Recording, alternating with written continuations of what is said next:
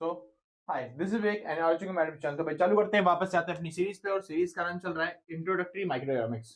वो मैटर नहीं करता कि आप बीकॉम के स्टूडेंट हो या फिर बीए के स्टूडेंट हो, बस ये मेक श्योर कर लेना कि जो आपकी बुक का नाम है वो है इंट्रोडक्टरी माइक्रोइकोनॉमिक्स। आप आराम से ये सीरीज देख सकते हो। इससे पहले ऑलरेडी ही हमने भाई मतलब 9 चैप्टर बना चुके हैं, कंप्लीट कर चुके हैं। अगर आपने नहीं देखे तो डिस्क्रिप्शन में लिंक मिल जाएगा आपको, जाके प्लेलिस्ट को चेक करके आओ। ठीक है भाई, आज करने वाले हैं चैप्टर नंबर 10 जिसका नाम है प्रोवर्टी एंड इधर लगा लेते हैं भाई। अरे अब आ जाएगी। हाँ भाई, तो आज करने वाले हैं चैप्टर नंबर 10 जिसका नाम है पॉवर्टी एंड इनइक्वालिटी। ठीक है जी, तो आज पढ़ने वाले हैं पॉवर्टी के बारे में और इनइक्वालिटी के बारे में। पहले पॉवर्टी खत्म करेंगे, फिर उसके बाद चालू करेंगे इनइक्वालिटीज। सिंपल सा। और चैप्टर शुरू करने से पहले एक छोटी सी बात, अगर आप किसी मतलब किसी भी सब्जेक्ट के, इस सब्जेक्ट की नहीं, किसी भी सब्जेक्ट के अगर आप नोट्स परचेज करना चाहते हो तो आप इस नंबर पे कांटेक्ट करके नोट्स परचेज कर सकते हो। जो भी मिनिमम अमाउंट होगा वो व्हाट्सएप पे पेमेंट करने के बाद आराम से आप नोट्स परचेज कर लोगे। सिंपल सा, कोई दिक्कत तो नहीं ना। बहुत अच्छे, तो चालू करते हैं। आज का नाम मतलब आज का चैप्टर आता है 10वां जिसका नाम है पॉवर्टी। अब सबसे पहली चीज हमें समझना क्या है, इस चैप्टर के अंदर पढ़ना क्या है। सबसे पहली बात हम पढ़ेंगे पॉवर्टी होता है। उसके बाद पॉवर्टी को मेजर कैसे करते हैं, नापते कैसे कि कौन सा इंसान पॉवर्टी में है और कौन सा इंसान पॉवर्टी में नहीं है, ये कैसे कैलकुलेट किया जाए। उसके बाद dimensions of poverty, dimensions of poverty के अंदर पॉवर्टी नहीं सॉरी, ठीक है, डायमेंशंस ऑफ पॉवर्टी के अंदर हम समझेंगे कि क्या बोलते हैं, जो गरीबी होती है वो कितने तरह की होती है। कि कुछ लोग होते हैं जो अपनी इच्छा से गरीब होते हैं, मतलब गरीब कह रहा हूं मैं, कुछ ऐसे लोग होते हैं जो अपनी इच्छा से पुअर होते हैं। ठीक है, गरीब होते हैं, निर्धन होते हैं।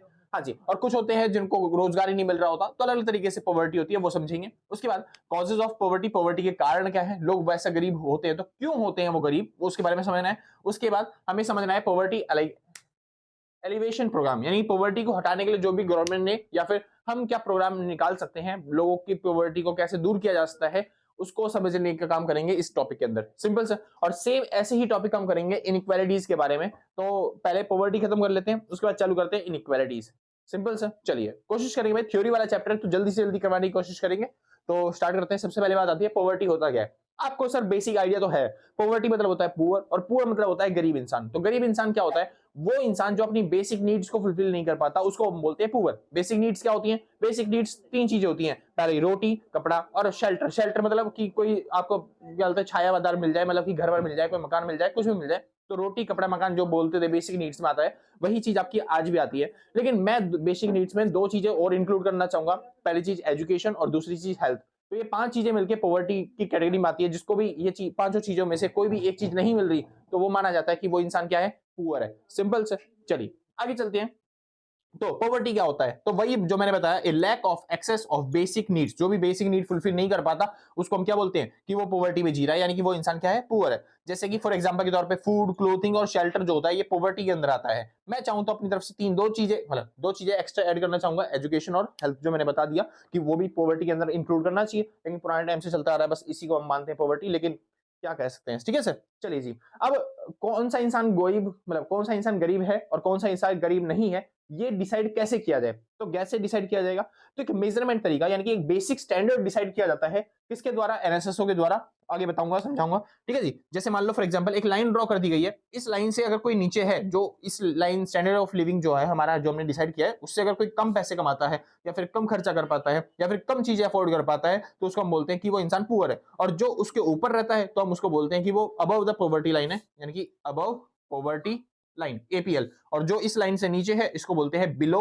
Poverty line. जो इस पॉवर्टी लाइन से नीचे है उसको क्या बोलेंगे, बिलो पॉवर्टी लाइन, कि वो गरीब है। और जो चलते इस लाइन से ऊपर है उसका ये मतलब बोलना अमीर है, वो नहीं, वो अमीर नहीं है, उसमें मिडिल क्लास भी आती है, उसमें बहुत सारे लोग भी आते हैं, तो इसलिए उसको बोलेंगे कि वो पुअर नहीं है। इतना सिंपल। चलिए अगला टॉपिक आता है, सबसे मेन इंपॉर्टेंट टॉपिक भाई, जो एग्जाम्स में आता है कई बार। ठीक है, हाउ पॉवर्टी मेजर, मेजर कैसे करते हैं, मापते कैसे है पॉवर्टी को, कौन गरीब इंसान है वो कैसे नापा जाएगा, कितने लोग गरीब हैं उसकी नपाई कैसे होती है, मतलब एक तरीके से पॉवर्टी लाइन कैसे डिसाइड करी जाती है, वो मेजर करना है आपको, वो नापना है। सिंपल से, चलिए ट्राई करते हैं एक बार।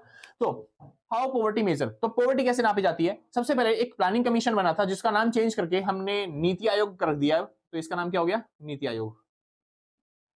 ठीक है जी, तो 2015 में इसका नाम चेंज किया था और अब इसका नाम प्लानिंग कमीशन का नीति आयोग बन चुका है। और ये पहले बना था 1950 के अंदर, नीति आयोग बनाया 2015 के अंदर।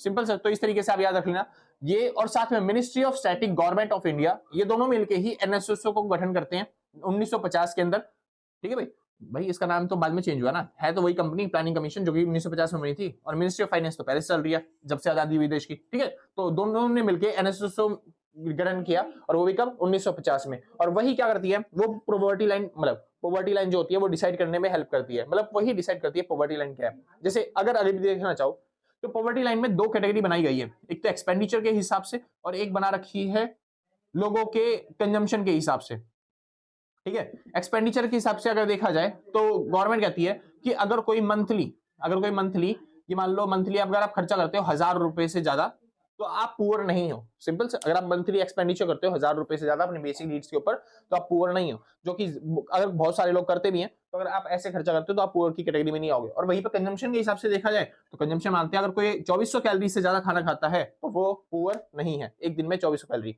हाँ, वो नहीं कह रहा कि आप किसी दिन व्रत रख लिया तो फिर आप उस दिन के लिए गरीब हो गए, ऐसा नहीं कह रहा। मतलब ऑलराउंडर अगर देखा जाए महीने में 2400 कैलोरीज भी उसको हर दिन के हिसाब से नहीं मिल पा रही है, तो वो केस में आता है, पुअर की कैटेगरी में आता है। इतना सिंपल से, तो दोनों में से अगर कोई भी एक आइडिया भी फुलफिल करता है तो वो पुअर माना जाएगा। वापस चलते हैं, इसके बारे में बात करेंगे बाद में, ठीक है जी। वापस चलते हैं, पॉवर्टी लाइन अब ये डिसाइड कैसे होती है, ठीक है जी। पॉवर्टी लाइन डिसाइड करने के लिए अलग अलग मेथड है, बेसिकली 3 मेथड है। सबसे पहले बोलते हैं head count index. Head count जो इंडेक्स है एक तरीका है जिसमें हम लोगों के हेड काउंट करते हैं, और उस तरीके से हम डिसाइड कर लेते हैं कि कौन गरीब है और कौन गरीब नहीं है। फॉर एग्जाम्पल के तौर पे मान लो देश में मान लो 10 ही लोग रहते हैं, तो पहला इंसान जो है वो कमाता है, पहला इंसान कमाता है भाई 50 रुपए, दूसरा इंसान 60 रुपए, अगला 70, फिर अगला 50, फिर 60, फिर 70, फिर अगला कमाता है भाई 70, फिर अगला 80, 90, 100, इस तरीके से लोग कमाते हैं, ठीक है जी। तो अगर मान लेते 3, 3, 6, 3, 9, 10, ठीक है जी, 10 हो गए। अब इसमें मान लेते हैं गवर्नमेंट ने डिसाइड किया जो भी 80 रुपए से कम कमाता होगा वो पुअर होगा, यानी कि पॉवर्टी लाइन कितने पे ड्रॉ कर दी गवर्नमेंट ने, 80 पे।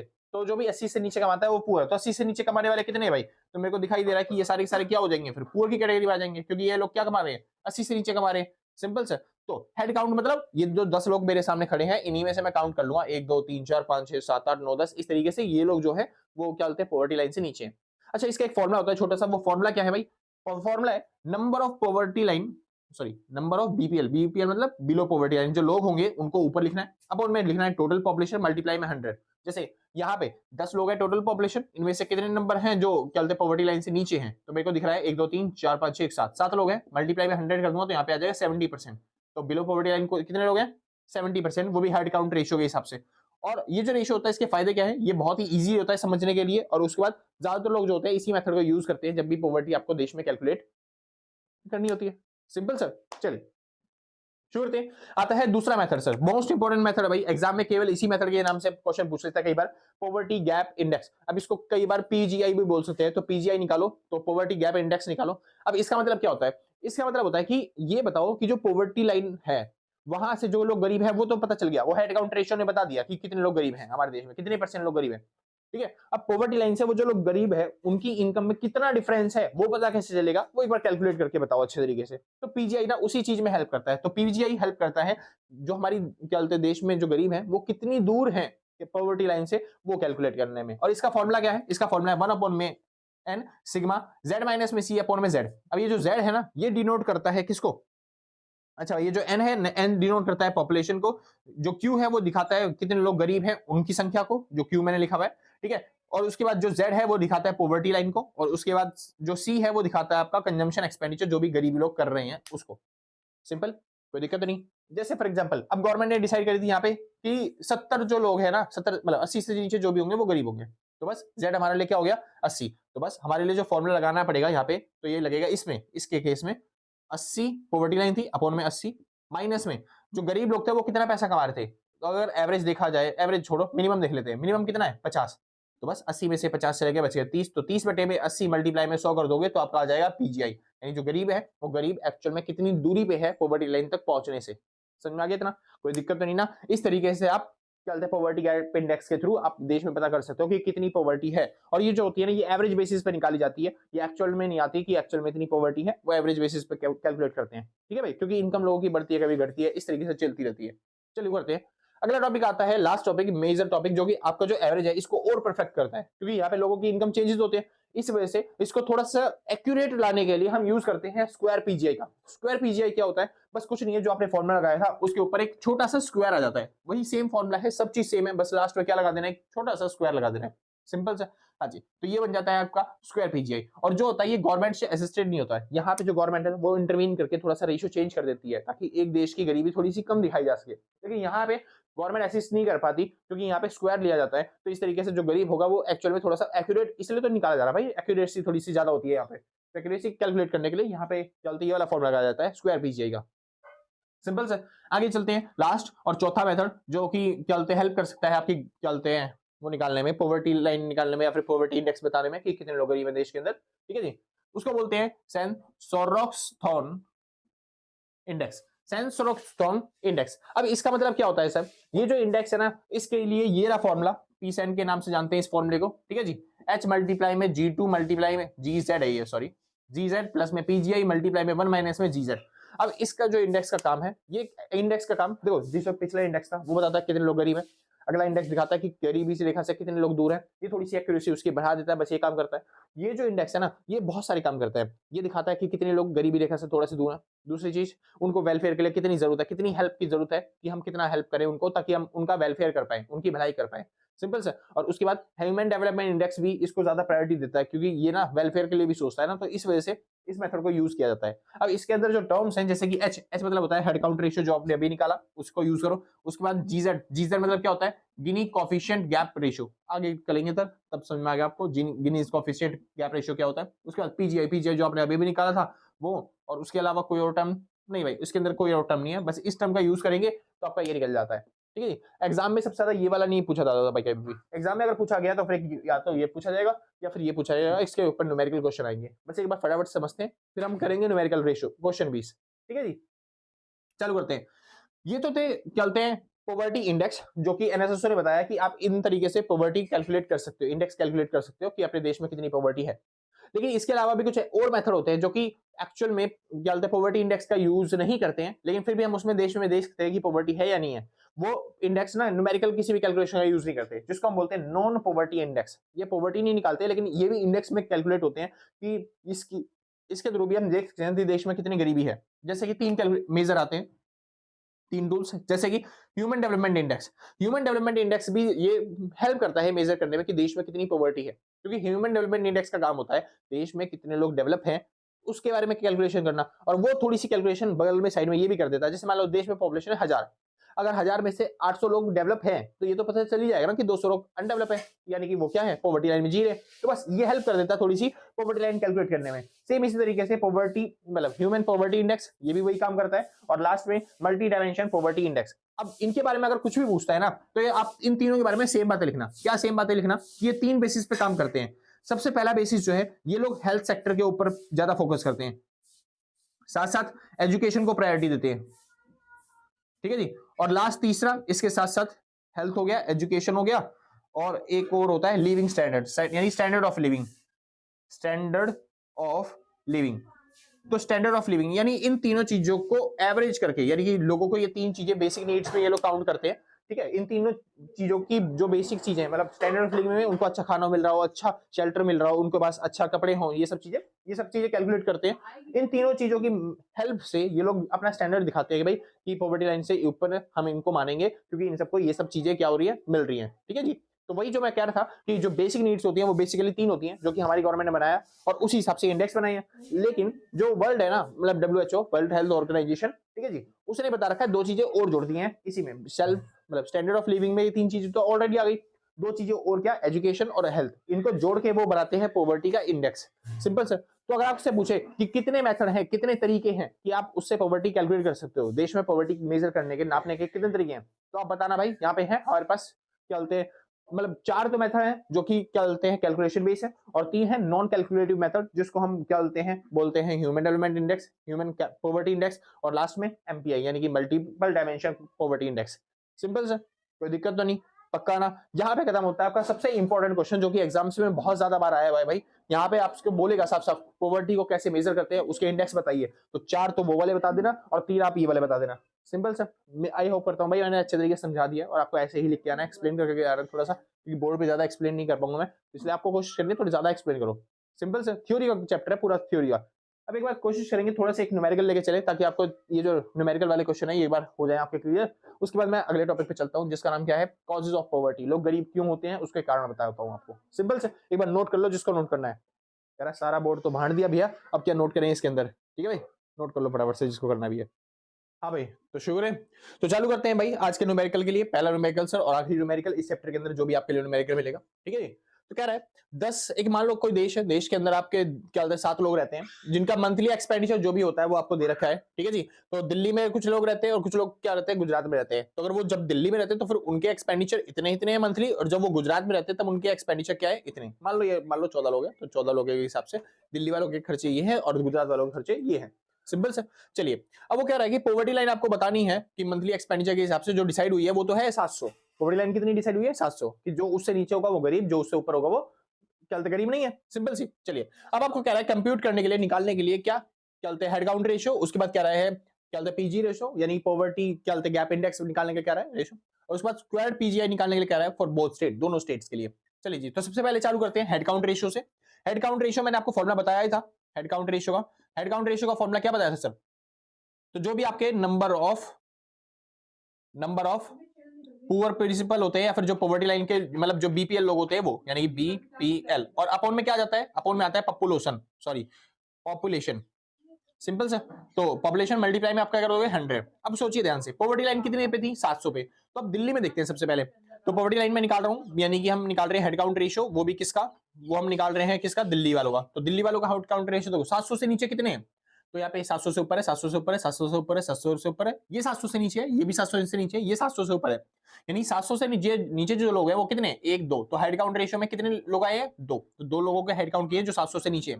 अब उनमें टोटल पॉपुलेशन कितनी है, तो टोटल पॉपुलेशन है दिल्ली की 7, मल्टीप्लाई बाय अगर 100 कर देंगे तो आपका आ जाएगा ये, तो 2 डिवाइड बाय 7 मल्टीप्लाई बाय 100 कर देंगे तो आपका आंसर आ गया ये 28.57। तो ये आ गया आपका रेशियो 28.57%, सिंपल से।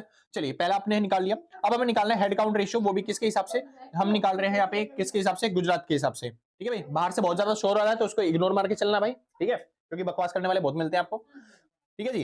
तो दोबारा से निकालते हैं एक बार, 700 से नीचे कौन कौन है, तो 700 नीचे 1 2 3 4, ये सब 700 से ऊपर है। उसके बाद 1 2 3, ये 3 लोग हैं जो 700 से नीचे है। तो यहाँ पे हेड काउंट रेशियो में 3/7 मल्टीप्लाई बाय 100 आपको करना पड़ेगा। तो यहाँ पे कर लेते हैं एक बार फटाफट से, 3 डिवाइड बाय 7 मल्टीप्लाई बाय 100 करोगे तो आपका आंसर आने वाला है कितना, 42। तो ये 42.85% जो लोग हैं वो गुजरात के अंदर क्या है, पॉवर्टी लाइन से नीचे है, यानी बिलो पॉवर्टी लाइन है। तो हेड काउंट रेशियो ने बताया ये बात हमें। चलिए जी, आगे चालू करते हैं। अब टॉपिक आता है पीजी रेशियो, यानी कि पॉवर्टी गैप इंडेक्स आपको निकालना है, पॉवर्टी गैप रेशियो बोल सकते हो आप, मर्जी आपकी जो भी आपका मन करे। तो पीजी रेशियो कैसे निकलता है सर, तो वो निकालते हैं एक बार।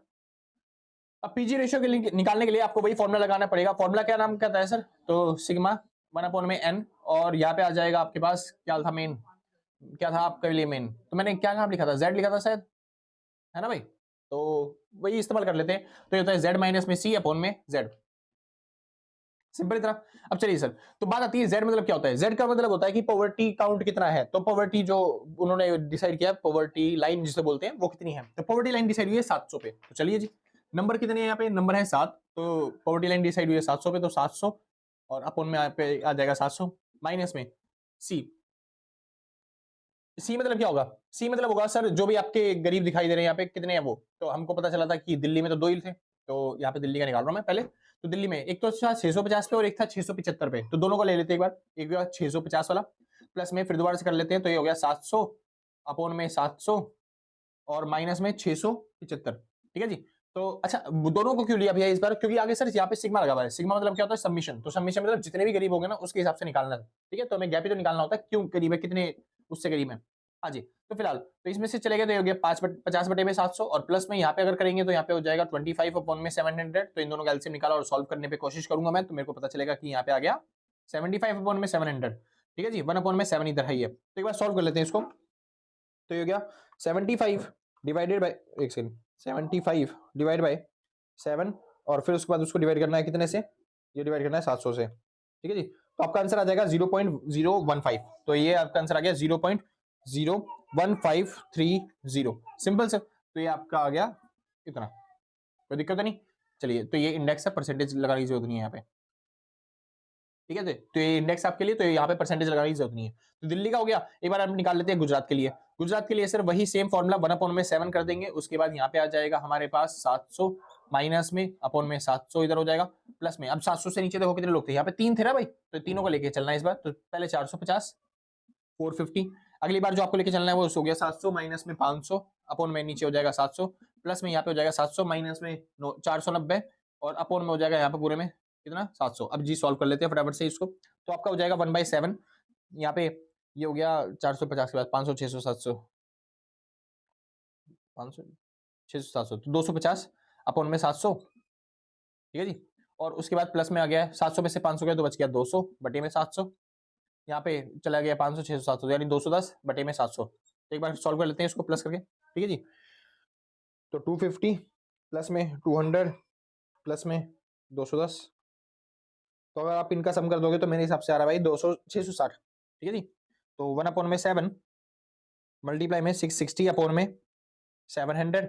अब जिसको सॉल्व कर लेते हैं तो 66 को डिवाइड करना है 700 से और फिर डिवाइड करना है किससे 7 से। तो जो आपका जो आंसर आ रहा है वो आ रहा है 0.1346938, ठीक है जी। तो ये आपका आंसर है। यहाँ पे क्या बोलते हैं, आपको परसेंटेज लगाने की जरूरत नहीं है क्योंकि ये जो गैप इंडेक्स है ये ऐसे ही निकल के आता है, ठीक है जी।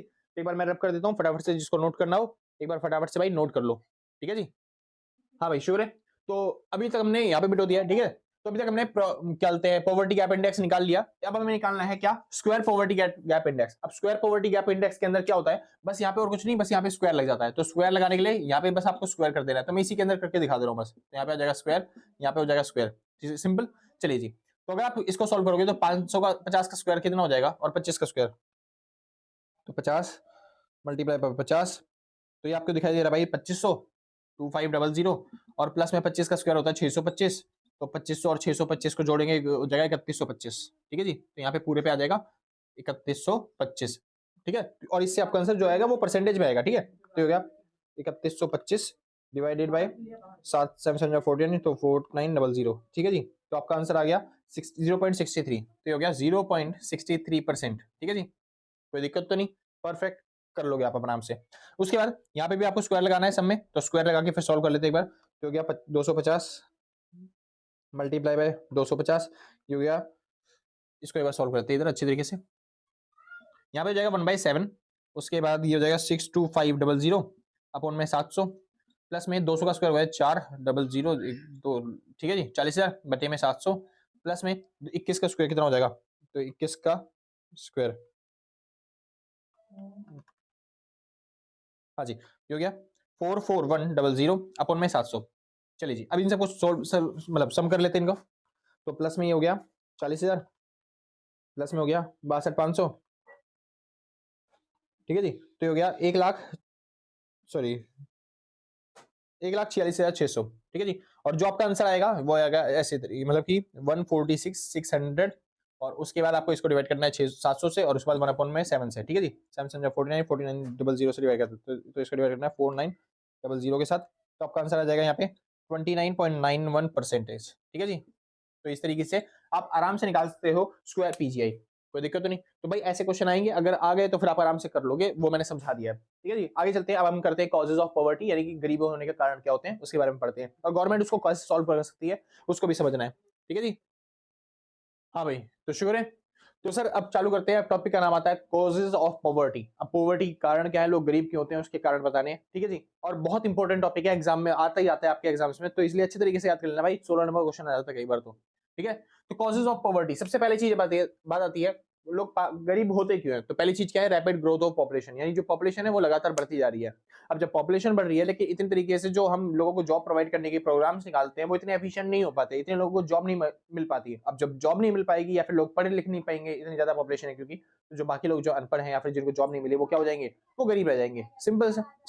चलिए, तो पॉपुलेशन बढ़ रही है इस वजह से लोग क्या होते हैं, गरीब होते हैं। उसमें एक कारण क्या होता है, लो एजुकेशन, क्योंकि पॉपुलेशन बढ़ रही है, इंफ्रास्ट्रक्चर इतनी तेजी से नहीं बढ़ रहा, इस वजह से लोग पढ़ नहीं पा रहे, और जब लोग पढ़ नहीं पा रहे और पढ़ेंगे नहीं तो फिर उनके पास एजुकेशन की कमी होगी, इसलिए उनको अच्छी खासी जॉब नहीं मिलेगी, ठीक है सर, बेरोजगार होंगे। इस वजह से भी क्या हो रहा है कि पॉवर्टी बढ़ रही है। अगला कारण भाई लो इकोनॉमिक डेवलपमेंट। अब जो इकोनॉमी है ना, मैंने जैसे बताया, लोग पढ़ क्यों नहीं पा रहे, क्योंकि स्कूल ही नहीं बने, और जो स्कूल ही नहीं बनेंगे तो फिर कहां से पढ़ेंगे, तो इस वजह से इकोनॉमिक डेवलपमेंट भी हमारे देश में नहीं है, इतना अगर इकोनॉमिक डेवलपमेंट होता, गाँव तक हमारे पास स्कूल्स होते, हॉस्पिटल की फैसिलिटी होती, तो लोगों को जॉब्स मिलती, लोग अच्छे तरीके से पढ़ते भी, ठीक है जी, तो पॉवर्टी खत्म होती। चलिए जी आगे चलते हैं। इन्फ्लेशन, देश में क्या हो रखा है, इन्फ्लेशन, जो लोग पैसा कमा भी रहे हैं उनका सारा पैसा बेसिक नीड को फुलफिल करने में ही चला जा रहा है, क्योंकि महंगाई इतनी ज्यादा बढ़ चुकी है, तो वो अपना स्टैंडर्ड ऑफ लिविंग जो है उसको बढ़ाएंगे कैसे, इसलिए वो हमेशा बिलो पॉवर्टी लाइन में ही जी रहे, इस वजह से वो चलते हैं पुअर कैटेगरी में ही माने जाएंगे, वो पॉवर्टी से बाहर नहीं आ पा रहे। सिंपल सा। अगला टॉपिक आता है कौन सा, हाँ जी, अनएम्प्लॉयमेंट। तो देश के अंदर ना कुछ लोग क्या है, अनएम्प्लॉयड भी है, यानी कि बेरोजगारी भी है। तो बेरोजगारी अब ऐसे नहीं कि बेरोजगारी एक ही है, बहुत तरह की बेरोजगारी होती है, कि भाई लोग क्या बोलते हैं, मान लो काम ही नहीं करना चाहते, उसको भी बेरोजगार बोलेंगे, ठीक है, जिसको हम क्या बोलते हैं डिस्गस्ड अनएम्प्लॉयमेंट बोलते हैं, या फिर प्रच्छन्न बेरोजगारी बोलते हैं। इसके अलावा कुछ लोग क्या होते हैं, लेबर की तरह काम तो कर रहे हैं लेकिन उनको उतनी सैलरी नहीं मिल रही है, ठीक है जी, कुछ लोग पढ़ ही नहीं रहे इतना अच्छे तरीके से जिससे उनको जॉब मिले, तो इस वजह से क्या होता है भाई, अनएम्प्लॉयमेंट ज्यादा है, और अनएम्प्लॉयमेंट ज्यादा होगी तो लोगों के पास सैलरी नहीं आएगी, सैलरी नहीं आएगी तो वो लोग क्या हो जाएंगे, गरीब हो जाएंगे, पॉवर रहेंगे, ठीक है जी। आगे चलते हैं। सोशल फैक्टर, कई बार क्या होता है, सोशल फैक्टर भी आता है टॉपिक उसके अंदर। अब सोशल फैक्टर में कैसे क्या होता है, लोग गरीब होते हैं, जैसे कई बार मान लो मेरी एक फैमिली बिजनेस है, फैमिली दुकान है, और वो क्या होता है फैमिली की उसके अंदर क्या होते हैं वो जुड़ी हुई है, इमोशंस जुड़े हुए हैं, तो बिजनेस बंद नहीं करना चाहते, तो बेसिक से वो लॉस में जा रहा है, सोशल वेलफेयर के लिए हमने बिजनेस खोला था, एनजीओ खोला था कोई मान लेते हैं, तो फिर वो लॉस में जा रहा है, लेकिन फिर भी हम क्या कर रहे हैं, उसको चलाए जा रहे हैं किसी भी तरीके से, तो वो लोग भी क्या होते हैं, कुछ उसी कैटेगरी में माने जाते हैं कि भाई बिल है, यानी कि बिलो पॉवर्टी लाइन है। आगे चलते हैं।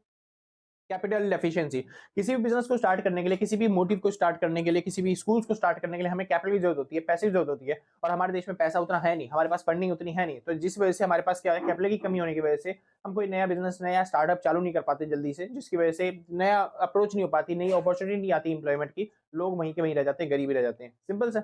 चलिए, तो ये सारे कारण हैं जिसकी वजह से क्या बोलते हैं इंडिया में जो लोग हैं वो गरीब रहते हैं। अब जरूरी नहीं है कि आप एग्जाम में यही कारण लिख के आओगे, आप अपनी मर्जी से पॉवर्टी, गरीबी के जो भी कारण लिख सकते हो, आपको जो पता हो वो सारे कारण आप लिख सकते हो। सिंपल से, ऐसा नहीं है कि आपको बुक के ही लिख के आने, आप इस टॉपिक के अंदर बना के भी लिख के आ सकते हो। सिंपल से। चलिए जी आगे चलते हैं।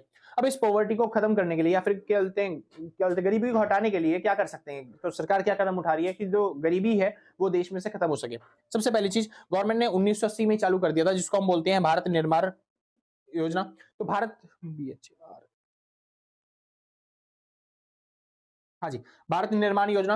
भारत निर्माण योजना के अंदर जो गवर्नमेंट थी ना, वो एक नए नए इंफ्रास्ट्रक्चर डेवलप कर रही थी, जिसकी वजह से लोगों को इंप्लॉयमेंट अपॉर्चुनिटी मिल रही थी, तो इस वजह से देश के अंदर पॉवर्टी जो थी वो कम हो रही थी। सिंपल सा। तो ऐसे ऐसे गवर्नमेंट ने बहुत सारे प्लान्स निकाले हैं, जिसकी वजह से लोगों को जॉब्स मिलती हैं, लोगों को काम मिलता है, देश में जो पॉवर्टी है वो खत्म होती है, ठीक है जी। जैसे कि एक प्लान निकाला गया था 1985 में, कौन सा, प्रधानमंत्री ग्रामीण आवास योजना, यानी कि लोगों को घर प्रोवाइड करने का काम किया गया था, जो कि आज भी जो भी लोग गरीबी रेखा से नीचे में आते हैं उनको घर प्रोवाइड करने का काम करती है कौन, हमारी गवर्नमेंट। उसके बाद स्वर्ण जयंती ग्राम स्वरोजगार योजना, यहाँ पे क्या होता है कि यहाँ पे ना गवर्नमेंट ने गांव के लोगों को ना बोला था कि आप जॉब मत मांगो, आपको गवर्नमेंट जो है ना वो खुद का रोजगार चालू करने के लिए फंडिंग प्रोवाइड करेगी, तो आप अपना बिजनेस करोगे, तो फिर बिजनेस में क्या होता है कि आप 10 लोगों को और काम क्या बोलते हैं प्रोवाइड करोगे, और लोगों को जॉब प्रोवाइड करोगे। सिंपल से। तो इससे क्या होगा, लोगों को जॉब मिलेगी, लोगों की जो पॉवर्टी लाइन है वहां से वो ऊपर आने की कोशिश कर पाएंगे, ठीक है जी। आगे चलते हैं। लास्ट, प्रधानमंत्री जनधन योजना। अब प्रधानमंत्री जी ने जनधन योजना भी चालू करी थी। जनधन योजना मतलब क्या होता है, जीरो बैलेंस अकाउंट खुलवाना होता है, जिससे जो मिनिमम बैलेंस है ना वो रिक्वायरमेंट जो होगी वो फुलफिल की जाएगी। 100-200 रुपए तो लोग बैंक अकाउंट में कैसे डालेंगे, तो जो सारी सारी करेंसी है वो गवर्नमेंट के पास जाएगी, गवर्नमेंट के पास पैसा आएगा,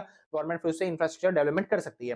सिंपल सा। तो ऐसे ऐसे प्लान्स गवर्नमेंट के द्वारा निकाले गए, ऐसे और भी प्लान्स हैं, आप यही नहीं यही प्लान लेके आओगे। एक प्लान है मनरेगा प्लान, आपने सुना होगा, बचपन में तैयारी करी होगी, MG नरेगा जिसको बोलते हैं हम, ठीक है। महात्मा गांधी गवर्नमेंट क्या बोलते हैं, guarantee government, sorry, Mahatma Gandhi guaranteed rural employment guarantee act, ऐसी कुछ नाम है भाई, एक बार लिख के देख लो, MG नरेगा, NREGA, ठीक है जी, NREGA। इसका नाम क्या है भाई, इसको बोलते हैं महात्मा गांधी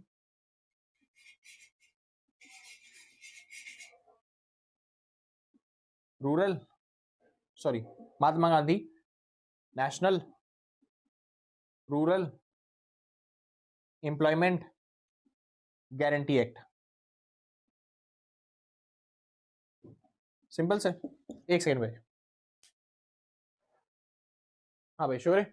तो MG नरेगा की फुल फॉर्म है भाई Mahatma Gandhi national rural employment guarantee act, और ये 2005 में एक्ट बना था, ठीक है जी। तो इसके अंदर गवर्नमेंट ने ये गारंटी दी थी कि जो मनरेगा में इनरोल करते हैं लोग, उनको गवर्नमेंट कम से कम मिनिमम 100 दिन का तो काम प्रोवाइड करेगी। तो इस तरीके से गवर्नमेंट जो है वो प्लान्स लेके आती है, ताकि लोगों को मतलब कि अपॉर्चुनिटी मिल सके कि वो इंप्लॉयमेंट कर सके, मतलब जॉब मिल सके, उनकी अपॉर्चुनिटी गवर्नमेंट प्रोवाइड करती है। सिंपल से। तो यहाँ पे खत्म होता है आपका पूरा पूरा जो पॉवर्टी वाला चैप्टर है उसके अंदर का सारे टॉपिक्स। तो हमने सबसे पहले पॉवर्टी समझा, उसके बाद हमने समझा मेजर ऑफ पॉवर्टी, पॉवर्टी को मापते कैसे हैं, उसके बाद हमने समझा पॉवर्टी के कॉजेज क्या है, कारण क्या है, किस वजह से लोग गरीब होते हैं। उसके बाद भाई हमने समझा कि पॉवर्टी को कैसे दूर किया जाए, उसके लिए गवर्नमेंट ने क्या क्या प्रॉब्लम मतलब प्रोग्राम्स निकाले हैं, ठीक है, वो सारी चीजें। अब चालू करते हैं चैप्टर का दूसरा पार्ट, और चैप्टर का दूसरा पार्ट बहुत जल्दी ही खत्म होगा, ठीक है जी।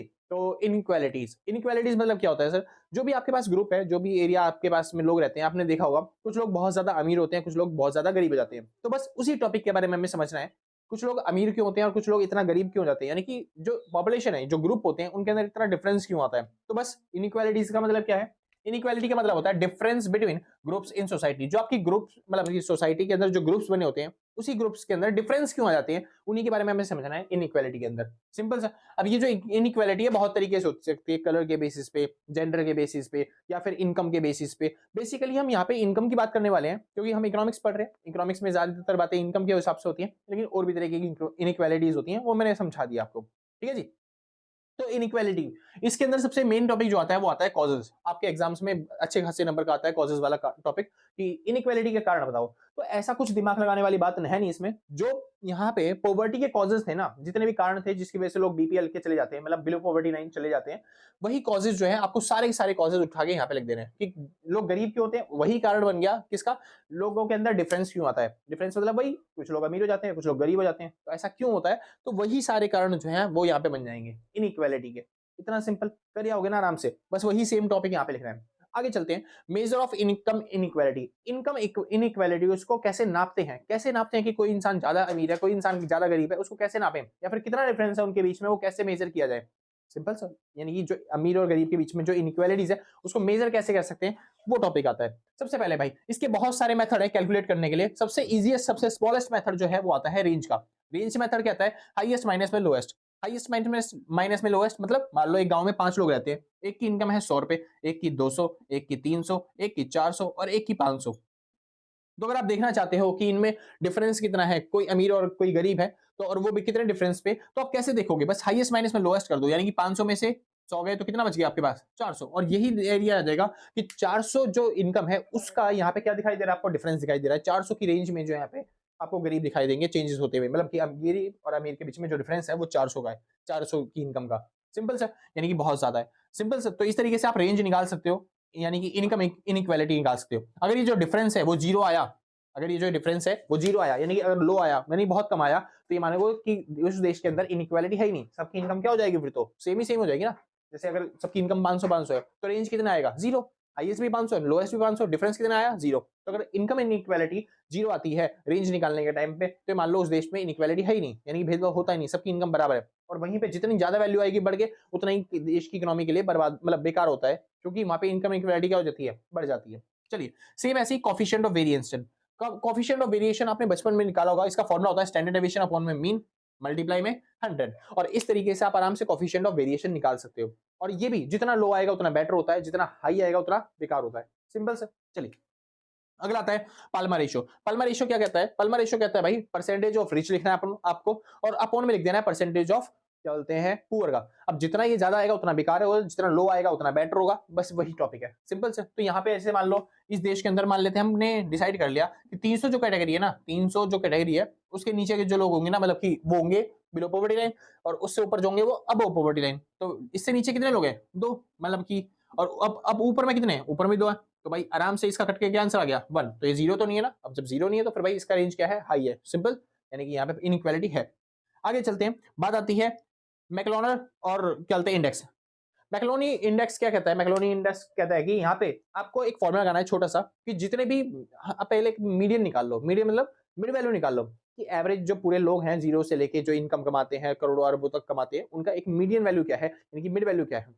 वहां से आप देख लो गरीब लोग कितने हैं, तो जितने भी आपको दिखाई देता है गरीब है, उन सबकी इनकम को जोड़ दो, यानी सम कर दो जो भी इनकम मीडियन से कम है उन सबकी। तो आपको क्या करना है, sum of observation of below median, जो भी मीडियन से बिलो ऑब्जर्वेशन है उन सब का सम करना है। जैसे 300 से छोटे कौन से हैं, 200 और 100, इनका सम कर देंगे, कितना हो जाएगा यहाँ पे 300 हो जाएगा। सिंपल। अब इसको डिवाइड करना है कितने से, कितने से, जितने लोग हैं, कितने लोग हैं 2, और उसको मल्टीप्लाई करके डिवाइड करना है, किससे मल्टीप्लाई करना है, जो आपकी मीडियन वैल्यू थी, मीडियन वैल्यू कितनी थी 300, तो बस उससे, यानी कि नंबर ऑफ जो बिलो मीडियन हो गए उसको मल्टीप्लाई कर देना है मीडियन से, जो भी आंसर आएगा उसको डिवाइड कर देना है आपके आंसर से, तो आपका आंसर आ जाएगा 1/2 यानी कि 0.5। सिंपल, कोई दिक्कत तो नहीं। यानी कि यहाँ पे भी क्या बोलते हैं इनइक्वालिटी है। अगर ये आपका आंसर 0 आता है तो बस इनइक्वालिटी नहीं है, और आपका आंसर अगर 0 नहीं आता तो यहाँ पे इनइक्वालिटी है। सिंपल सर, आगे चलते हैं। अगला रेशो आता है जिसको हम बोलते हैं 20-20 रेशो। 20-20 रेशो कहता है 20% अमीर लोग 20% गरीब लोग दोनों को माइनस करके देख लो, अगर डिफरेंस है तो भाई हाँ यहाँ पे इनइक्वालिटी है, वरना इनइक्वालिटी नहीं है, खत्म बात। चलिए जी आगे चलते हैं। Range ratio. रेंज रेशो कहता है जैसे आपने यहाँ पे रेंज निकाला था हाईएस्ट माइनस में लोएस्ट, वैसे ही आप निकालोगे हाईएस्ट माइनस में लोएस्ट करके, बस यहाँ पे परसेंटाइल का यूज करना है। परसेंटाइल का यूज मतलब 95th परसेंटाइल में से आपको माइनस कर देना है 5th परसेंटाइल। सिंपल। अब जब आपने मैथ पढ़ी होगी, स्टैटिक्स पढ़ी होगी, तब वहां पे आपने परसेंटाइल निकाली होगी, वहां पे आपको बस खाली बस ये टॉपिक करना है। अगर आपको नहीं पता परसेंटाइल कैसे निकालते हैं तो भाई गूगल पे सर्च कर लेना, आपको मिल जाएगा। शुरू करते हैं। बात आती है क्या बोलते हैं लॉरेंस कर्व।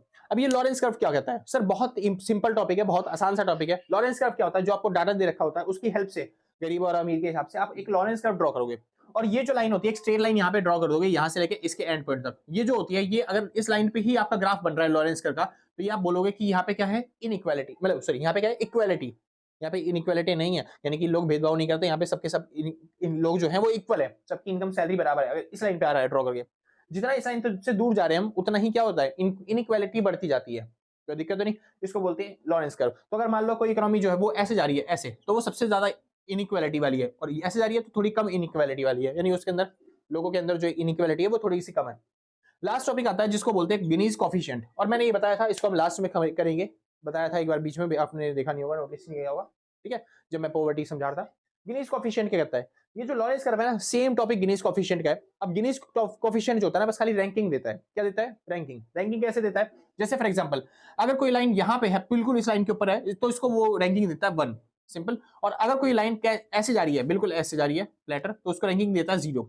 तो अगर वो 0 के आसपास हो आप, तो वो बोलता है कि आप देश में जो है ना वो इनइक्वालिटी फैला रहे हो। क्या फैला रहे हो सर, इनइक्वालिटी, यानी भेदभाव फैला रहे हो। और जब आप इस लाइन के ऊपर आ रहे हो, इस लाइन के पास आ रहे हो, तो आप क्या हो, इक्वालिटी फैला रहे हो, यानी कि देश में समानता लेके आ रहे हो। तो अगर कोई कर्व इस लाइन से और इस लाइन के बीच में होगा, लॉरेंस कर्व की बात कर रहा हूँ, लॉरेंस कर्व इस लाइन के बीच में होगा, तो फिर वो जो है ना गिनीज कॉफिशिएंट वो इसको रैंकिंग देता है। तो यानी कि आपका जो रैंक है वो 0 से बड़ा होना चाहिए।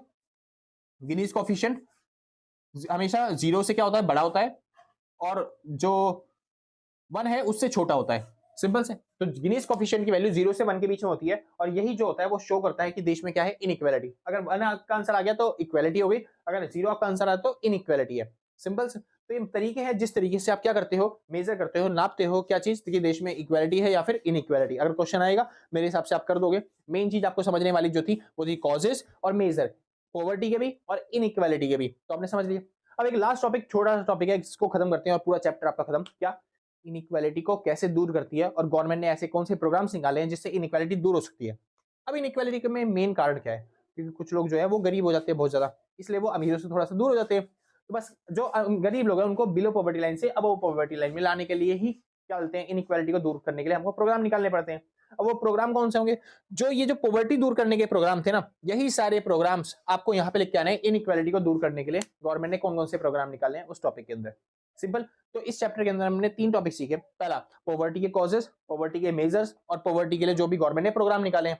सेम ऐसे ही हमने 3 टॉपिक और सीखे, इनइक्वालिटी के कॉजेस, इनइक्वालिटी के मेजर्स, और इनइक्वालिटी को दूर करने के लिए गवर्नमेंट ने कौन कौन से प्रोग्राम निकाले हैं। सिंपल भाई, और बहुत ईजी चैप्टर था मेरे हिसाब से, आपको समझ में आ गया वो चैप्टर। ठीक है जी।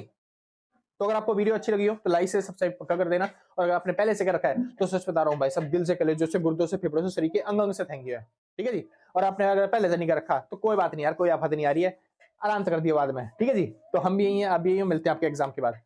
और अगर किसी के नोट्स परचेज करने हैं तो भाई इस नंबर पर कांटेक्ट करके जो भी मिनिमम अमाउंट होगा वो पेमेंट करके आराम से आप नोट्स परचेज कर सकते हो। ज्यादा महंगे नोट्स होते नहीं, मुश्किल से 150-200 के बीच में नोट्स होंगे। क्या पता आपने कांटेक्ट किया हो तो ऑफर भी मिल रहा हो आपको उस टाइम पे। ठीक है जी। तो आप कांटेक्ट करके एक बार पक्का ट्राई करके देखना। ठीक है जी। तो आज के लिए बस इतना ही, मिलते हैं कल सेम टाइम सेम जल्दी, और टाटा बाय बाय। जिसको नोट करना है भाई नोट करो फटाफट।